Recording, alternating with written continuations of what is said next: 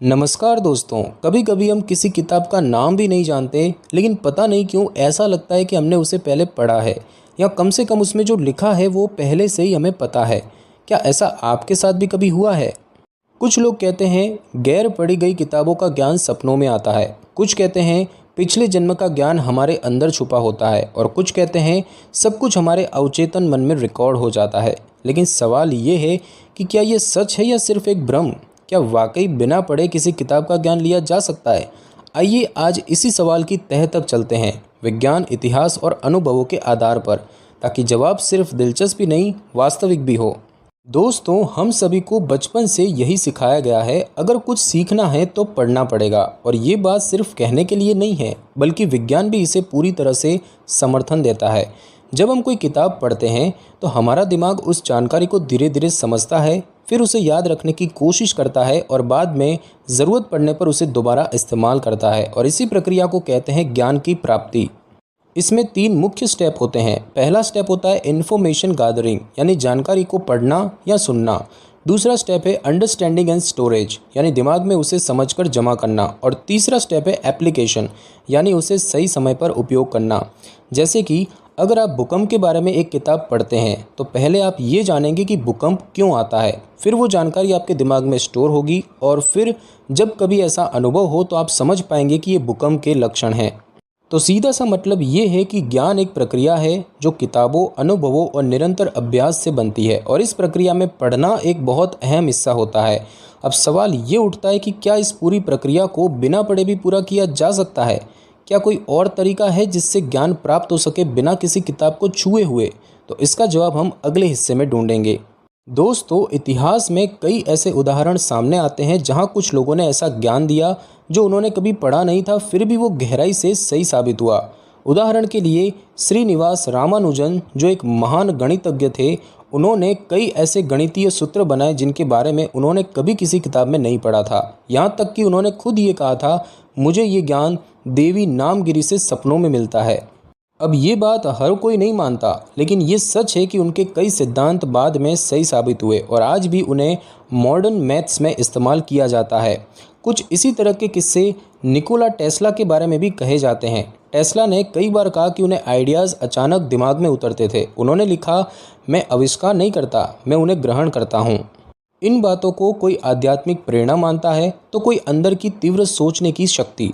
हमारे यहाँ भारत में भी विवेकानंद, तुलसीदास और कबीर जैसे महापुरुषों ने कई बार कहा कि गहरा ज्ञान भीतर से आता है, बाहर से नहीं। लेकिन ये भीतर क्या है, ये आज तक चर्चा और शोध का विषय बना हुआ है।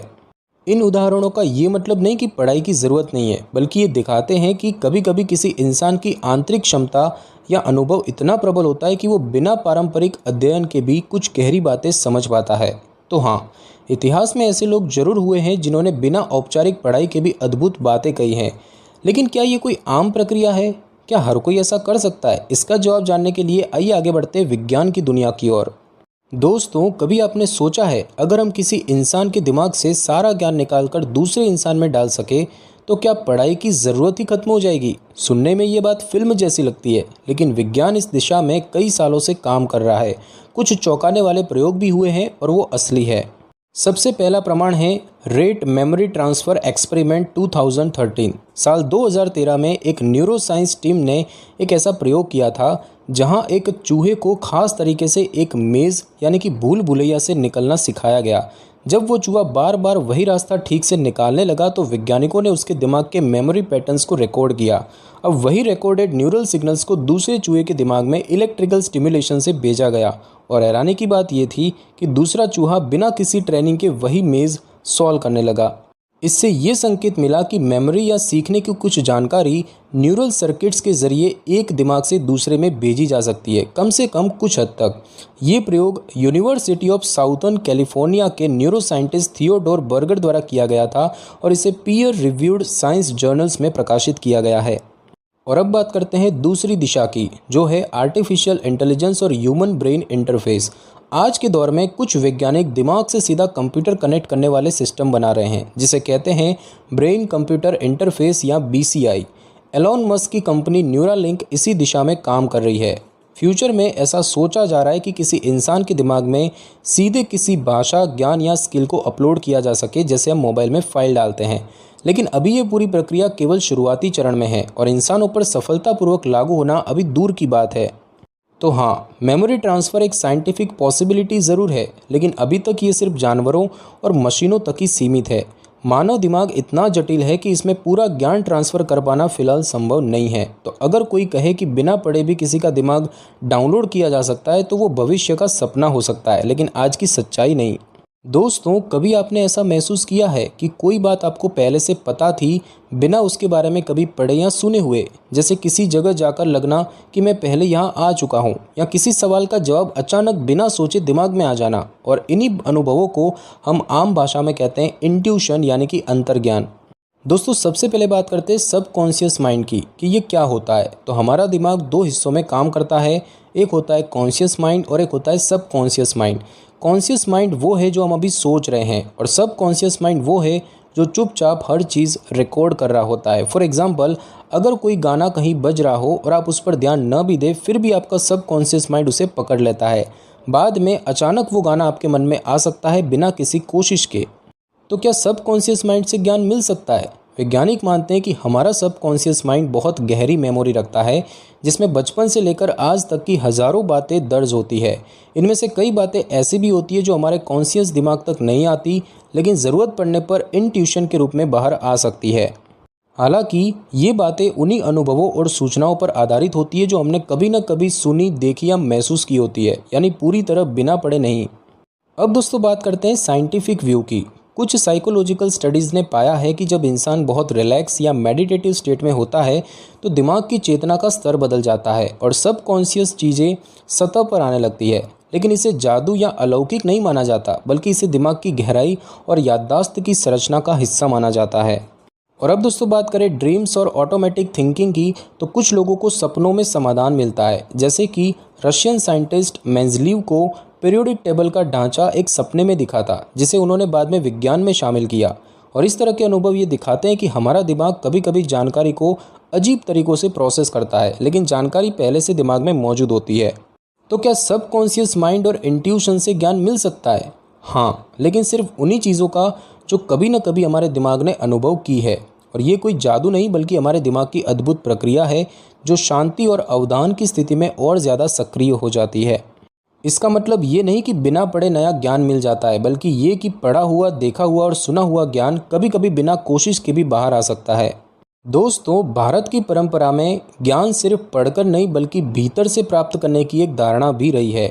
वेदों और उपनिषदों में श्रुति और स्मृति दो शब्द आते हैं, जहाँ श्रुति को ईश्वर से प्राप्त श्रवण किया गया ज्ञान माना गया और स्मृति को अनुभव और याद पर आधारित ज्ञान। तो सबसे पहले बात करते हैं आत्मज्ञान और अंतर्ज्ञान की धारणा की। कई ऋषि मुनियों ने ये कहा कि उन्होंने वेदों को सुना, ना कि किसी किताब से पढ़ा। और ऐसा माना जाता है कि ध्यान और साधना की गहरी अवस्था में एक इंसान ऐसा ज्ञान प्राप्त कर सकता है जो उसके भीतर से निकलता है। ये बात प्राचीन भारतीय दर्शन का हिस्सा है, और इसका अर्थ ये नहीं कि ये वैज्ञानिक रूप से सिद्ध है, बल्कि ये एक आध्यात्मिक विश्वास है जो हजारों वर्षों से भारतीय संस्कृति में मौजूद है। उसके बाद दोस्तों, बात करें योग और ज्ञान की प्राप्ति की, तो योग सूत्रों में भी कहा गया है, योगश्चित्त वृत्ति निरोधः, यानी जब मन की सारी लहरें शांत हो जाती है तब सच्चा ज्ञान प्रकट होता है।